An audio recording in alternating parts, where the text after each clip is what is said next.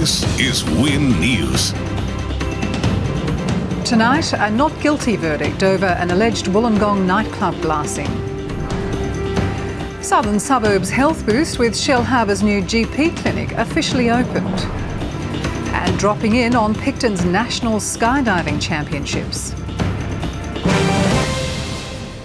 Good evening, I'm Kieran Johnston. And I'm Jeff Phillips. Also tonight, one person dead following a Shoalhaven police road chase. And more controversy erupts over the Wollongong Harbour redevelopment.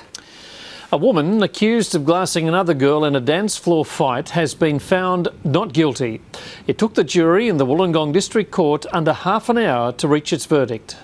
First, a squeal of relief from Casey Goldrick and her 15 supporters. Then she mouthed thank you to the jury. The 24-year-old sat weeping in the dock, slumped with her head in her hands. Ms Goldrick walked triumphantly from court without comment. Will you be celebrating tonight? Are you thankful for all your supporters who have been with you the whole time? The jury of 4 women and 8 men took 25 minutes to find Casey Goldrick not guilty of maliciously inflicting grievous bodily harm with intent, and also acquitted her of a lesser charge of recklessly inflicting grievous bodily harm. Throughout the 2-week trial, the Albion Park woman was accused of glassing Crystal Kelly during a dance floor fight, sparked when Goldrick trod on Kelly's foot. Her defence has maintained Kelly's wound could have been caused by falling onto broken glass. The injuries sustained that night have left her blind in her right eye. Crystal Kelly first looked shocked and was then inconsolable after the verdict was delivered. Too distraught, a family friend read out a statement she had prepared. The process to arrive at the outcome delivered today has been one where both sides have experienced high levels of emotion and conflict. For Crystal Kelly, this court case has been tiring and emotional. Today's verdict is fueling her very public fight to have glasses banned at nightclubs. Crystal again calls on the state government to take immediate action to withdraw these life-threatening impromptu weapons away from what are more often than not alcohol-impaired individuals in highly charged environments. The Glasshouse Tavern says the nightclub area has been glass-free since the incident in November 2007. Crystal Kelly is taking legal action in the Supreme Court against the company which owns the nightclub. Danielle Post, Win News. A 26-year-old man will face Batemans Bay Court next month charged with the murder of a man at Narooma in January. Justin Cox will face court on the 27th of next month. The 47-year-old victim was found in a unit suffering serious injuries and was rushed to Moruya Hospital but pronounced dead on arrival. With the Illawarra and South Coast well represented with motorcycle clubs, an expert on bikie culture has provided an insight into an attack between 2 rival gangs at Sydney Airport yesterday. He was warned that bikie violence across the nation is escalating and believes new anti-bikie legislation won't work to combat the problem. A brutal bashing in front of passengers queuing for an afternoon flight has left a man dead. The victim of the attack was the brother of a Hells Angels motorcycle club member. An expert from Gippsland who studied bikie culture for the past 32 years believes the turf war is just beginning. In this particular case, we're now starting to see brothers and family of being involved. This is completely unheard of in bikie culture. He's worried that bikie gangs are changing the way they operate. The rules that formerly held the collateral civilian damage down are wiped out now, and that's why I'm scared. He says nationally there's been many initiatives to control and curb motorcycle clubs, but so far none have been successful. He believes the new anti-bike legislation, similar to laws introduced into South Australia, simply won't work. While details of new laws to be introduced to New South Wales are not yet fully known, it's believed they'll involve making it illegal for members of bikie gangs to congregate, similar to legislation that's already passed in South Australia. The course not to take, which has been proven time and time again, and that's to try and drive through ridiculous legislation like with the Rand government in South Australia. Emma Meggs, Win News. A man is dead and another is in a critical condition in St George Hospital following a police pursuit that ended at Huskisson when a car slammed into a tree. The accident occurred around 6:30 yesterday morning on Jervis Bay Road. Police had earlier attempted to stop the car at Falls Creek. Officers from outside the Shoalhaven Area Command are now investigating the accident while a report is being prepared for the coroner. Wollongong resident Michael Sargent has taken the New South Wales Government to court over its refusal to release documents regarding the proposed Wollongong Harbour redevelopment. According to Mr Sargent, New South Wales continues to be a secret state. The action comes after he'd been denied access to the plans or expressions of interest submitted by 6 developers to the Department of Lands. He's now lodged an appeal to the New South Wales Administrative Decisions Tribunal. Lands Minister Tony Kelly was also challenged to immediately release plans concerning all harbour redevelopment projects. A major boost for the Shellharbour community today with the opening of a brand new medical centre. The state-of-the-art GP clinic featuring teaching facilities for medical students is the first step in a plan to ease the area's crippling doctor shortage. The Shellharbour Medical Centre is certainly not your average doctor's surgery. That will include experienced GPs, allied health professionals, visiting specialists and teaching facility for students from the Graduate School of Medicine, Wollongong University, and registrars for the Royal Australian College of General Practitioners. A state-of-the-art facility with 6 consulting rooms, a 3-bed treatment room and pathology services, the clinic is the result of hard work by 3 doctors with a vision. We need to be GPs of the future, which is that they need to be involved in teaching, involved in subspecialties like skin cancer clinics, diabetes clinics, men's health, women's health. The doctors, originally from Dubbo in the state's west, decided to relocate to the Illawarra after facing difficulties getting their project off the ground. Shellharbour, which has been facing a crippling doctor shortage, welcomed them with open arms. We've lost 5 practices in the time that we've seen one open in Shellharbour. There is currently only 1 GP for every 2,200 people in Shellharbour. It is hoped the large capacity of the facility will go a long way towards helping fix the shortage. The centre even has spare space out the back allocated for future expansion. With the Shell Cove GP Super Clinic expected to be completed by 2011, the government hopes Shellharbour will begin to attract more graduate doctors. Well, this is the new model in GP practice to try and develop a one-stop shop.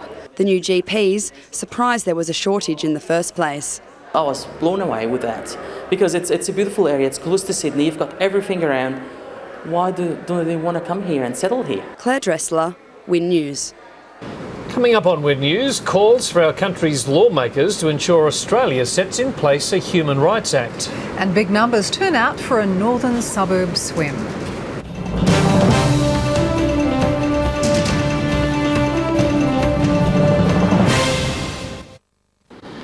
To the finance figures, the Australian share market closed over 2% higher today, driven by stronger financial stocks that benefited from expectations of a new US policy to clean up bad American bank debt. And there's plenty of that. BlueScope Steel was trading at $2.55, up 3. BHP Bulletin jumped $1.14 to close at $33.32. AMP had a nice little 8-cent gain to $4.45. Telstra rose 12 to finish at $3.15. The unlisted IMB lost 2 to close at $2.68. Diversity Week is underway in Wollongong with a call for the country's lawmakers to establish a National Human Rights Act. Australia is the only developed country without such legislation, leaving the victims of discrimination without recourse. Australia has far from the best history on human rights, but while today a large number of diversity issues have been overcome, experts say people from many backgrounds still have to bear the daily burden of ignorance. It's available in Australia for most Australians, but there are some groups who do experience discrimination, and Diversity Week is about making sure that we include all members of our society. Many believe human rights in Australia have fallen behind the rest of the world, and it's about time federal parliament introduced a Bill of Rights. It needs, in other words, to be there as a piece of legislation saying these are the minimum standards that we expect in terms of the protection of the rights of individuals. And secondly, it needs to provide an enforcement mechanism. However, the Federal Human Rights Commissioner believes individual perceptions of those of different ages, religions, sexual preferences and country of origins must change. Well, attitudes and assumptions are the problem. Making assumptions about people because of their age, their gender, their race or religious belief, their disability, most of those assumptions are wrong. It requires people to be thinking about what do we teach children in primary schools about diversity and about respect and about decent behaviour. The 21.5 million Australians are a very diverse community, and we need to respect difference and take responsibility for ensuring that people aren't treated differently as a result of that difference. Rob Herrick, Win News. School leaders from the Illawarra and South East region are meeting this week discussing ways to strengthen their leadership skills. 67 leaders from 27 high schools and central schools are taking part in the conference at Turos Head, which includes ways to encourage students to have greater voice on issues that affect them. This year marks the 10th running of the conference. Meanwhile, hundreds of female leaders from across New South Wales have gathered to tackle the big issues confronting women in politics and the public sector. The Local Government Women's Association Conference is also a chance to recognise the significant contribution women make to all tiers of government.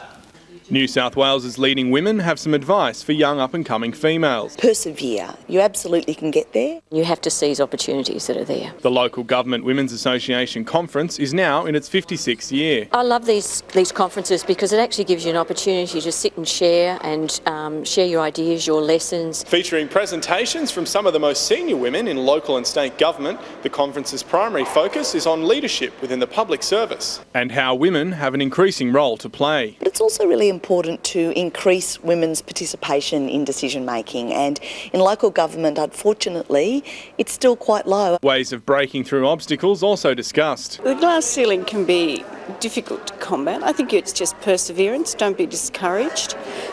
Look for people that might help. Around 200 delegates from all levels of government attended. Conference outcomes will appear on the association's website. James Glenday, Win News. South Coast residents are being urged to buy a brick in support of the Dunn and Lewis Centre. The centre is being built in memory of Ulladulla teenagers Craig Dunn and Danny Lewis, who lost their lives during the 2002 Bali terrorist attack. It will encompass sporting, recreational and theatrical activities, as well as vocational training and development. Residents can purchase a brick for $10 from the Dunn and Lewis Youth Development Foundation. Members of Wollongong's Italian community have attended a special service held at Lakeside Memorial Park at the weekend, honouring family members and friends who've passed away. More than 300 residents took part in the spiritual service. The Mass was held in traditional Italian language, led by Father Angelo Cagna of the Scalabrini Fathers. Some Southern Highlands residents are being warned they might notice a discoloration in household water on Thursday. Wingecarribee Shire Council staff and contractors will be installing a water flow metering device at Exeter Reservoir. Residents are assured the discoloured water is not a health hazard, however there could be effects on clothes being washed. The Stanwell Park Ocean Challenge has had a massive spike in the number of competitors taking to the water for the annual dip. 460 swimmers undertook the 2.5 kilometre swim at Coalcliff Beach under the protection of heavy coastal patrols. The 8th edition of the Stanwell Park Ocean Swim got underway in near-perfect conditions. Competition was tough, with hundreds of new faces at the start line, while planes patrolled the sea to make sure no sharks were lurking. Yeah, it wasn't too bad. It was a bit hard to see where you were going, but as soon as we got to the last orange buoy, I was able to sprint away and come in first. Yeah, it wasn't too bad. We started off course at the start. Case of following everyone else. The swim makes up one leg of the Han Superdry series, where competitors gain points throughout the season to vie for a chance to compete in Vanuatu. Master swimmer Louise Stevenson from North Bondi was the first woman to cross the finish line with a time of 36 minutes 37 seconds. Basically, I'm doing a lot of swimming at the moment. I'm training for World Masters, which is at the end of the year, so it's been a lot of time in the pool at the moment. 17-year-old Joshua Hill finished 35 seconds ahead on 36 minutes 2 seconds, taking the top prize for the men. This is only actually the third ocean swim that I've done. I've done the Shark Island last weekend, but I'm an open water swimmer, so I do 5 and 10k. The next race in the series will be at Mollymook on April 19. Rob Herrick, Win News. Amy Taylor is here now with sport, and Wayne Bennett opens his account with those Dragons, Amy. He did, Jeff, and good news, no major injuries from the clash, just a few stitches. Also, Picton hosts the National Skydiving Champs, and simply sensational on Sunday, Bart Cummings claims the Keith Nolan Classic. Wayne Bennett has opened his account with the Dragons, beating the Gold Coast Titans 16 points to 10. In something of a similar performance to last week, the Dragons were strong in defence but failed to impress with the ball. 2 second-half tries coming off the boot of Jamie Soward, enough to get the points. Before the game, Ben Hornby named Scotty Prince as the man to watch, but he obviously wasn't, with a poor pass being skillfully picked off to put the Titans ahead after just 5 minutes. The Dragons forwards were once again strong, led by Michael Wayman with several big hit-ups. World Cup hero Jeremy Smith showed how dangerous he can be, crashing over from close range. The second rower copped a knock to the head and received stitches, keeping him off the field for a fair part of the game. Jamie Soward copped plenty of stick for his effort last week, but showed good variety in his kicking game and set up Neville Costigan for his first try for the Red V. The Dragons dominated possession and were very nearly in again after some good lead-up play, but determined defence from Nathan Friend stopped Jason Nightingale just short of the line. The winger made up for the chance shortly after to seal the game. 2 tries from 2 kicks off the boot of Jamie Soward. William Zillman scored in the last minute of the game to add some respectability to the scoreboard in an otherwise flat performance. The Dragons will need to breathe more fire next week to win the local derby against Cronulla at Win Jubilee. Tim Allen, Win News. 2 Illawarra athletes have come away with major victories at the weekend. Mount Pleasant swimming champ Robert Hurley has been named in the Australian team for the World Aquatic Championships in Rome. Hurley broke his personal best in the 1500 metre freestyle with a time of 15 minutes 18.53 seconds at the national titles last night, after earlier winning the 400 metre title. The 20-year-old will travel to Rome for the World Championships in July. Meanwhile, Bulli high jumper Patrina Price has also won the right to wear the green and gold. Price won the national title in Brisbane overnight with a personal best of 1.87 metres. The 24-year-old will travel to Berlin in August as part of the Australian team. Sensational Sunday at Kembla Grange proved to be just that, with one of the sport's biggest names, Bart Cummings, winning the Keith Nolan Classic.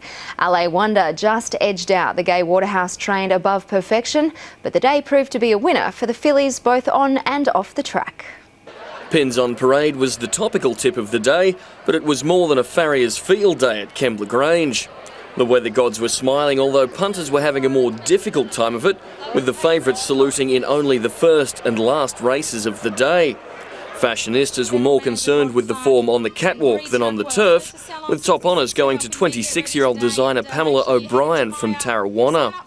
An honest crowd was on hand for the running of the Illawarra Turf Club's signature event, the Keith Nolan Classic, for 3-year-old fillies. The 1600 metre race is becoming a good form guide for the AJC Oaks, with some of the most promising horses in the country lining up.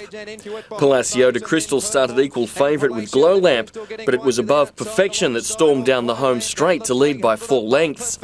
Gay Waterhouse fans were cheering from the stands, however it was the talented maiden LA Wonder who had the last crack, producing a brilliant last 200 to claim the win and the race record. Here's LA Wonder, Above Perfection being gobbled up by LA Wonder, and LA Wonder has won by a neck to Above Perfection. Miss Darcy came home for 3rd. Tim Allen, Win News. Albion Park Speedway driver Stephen Burkett has taken another step to defending his New South Wales Club Championship and the Walplat Shield. Burkett claimed the compact speed car title on Saturday night at Goulburn Speedway. It's his 3rd feature race win in a row. The annual National Skydiving Championships have taken place at Picton, with jumpers from all over the country testing their aerial abilities. 4 days of superb weather allowed for the competition to run smoothly as records tumbled. It may look a little like an impromptu line dancing session, but it's actually last-minute preparations for one of the most extreme national competitions going around. And this is what it looks like from the air. The predominantly Victorian team Violent Uprising won the 8-way formation skydiving event, the Victorian duo of Stephanie Bensley and Gary Nemirovsky going on to take multiple titles at the championships. The pair teamed up again in the 4-way and set a new Australian record with Jens Goneman and Darren Pearson. The four managed an incredible 27 formations in just 35 seconds. The newest discipline in the sport, vertical formation skydiving, was taken out by Team Earth Leakage, led by Wollongong-based jumper Adam Long, who has been training with his team in wind tunnel simulators in the United States. Long also featured in the spectacular two-person event to take his second national title of the championships. Fellow Wollongong skydiver Jules McConnell and Picton-based jumpers Michael Vaughan and Craig Bennett on video took the canopy formation for the third year in a row, averaging one formation every 6 seconds. The team has just returned from the 36-way Australian record formation and are now training for the World Games held in Taiwan in July. Tim Allen, Win News. Something I've always wanted to do. Now, backing up from the weekend just gone, the Dragons play at Win Jubilee in Cogra this weekend. Against the Sharkies, the local derby. Always a good game. Thank you, Amy. The weather details after the break. Then Wollongong City Council's push to get beaches and waterways butt-free.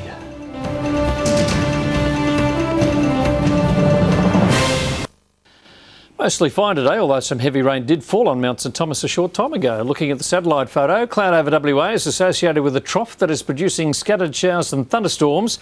This system will drift over New South Wales midweek.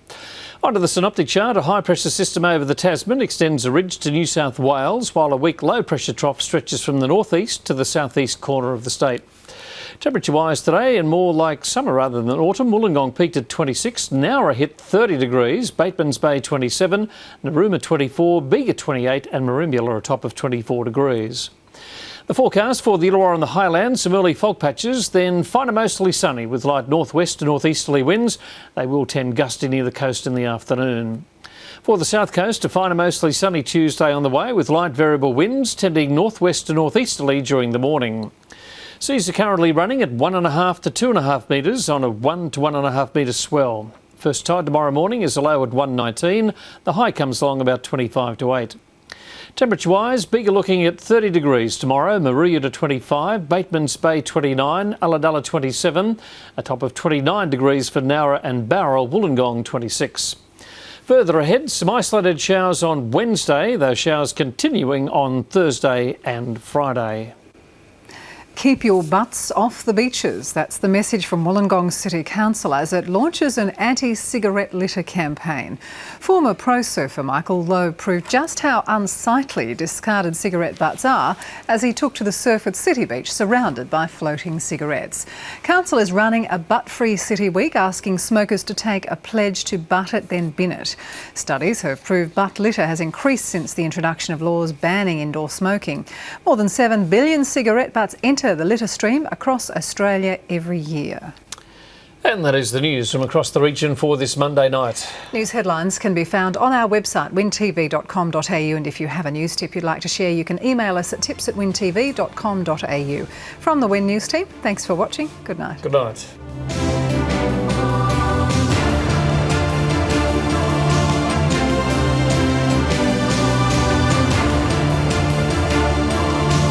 This has been a Win News presentation from Win Television, Australia's largest commercial television network.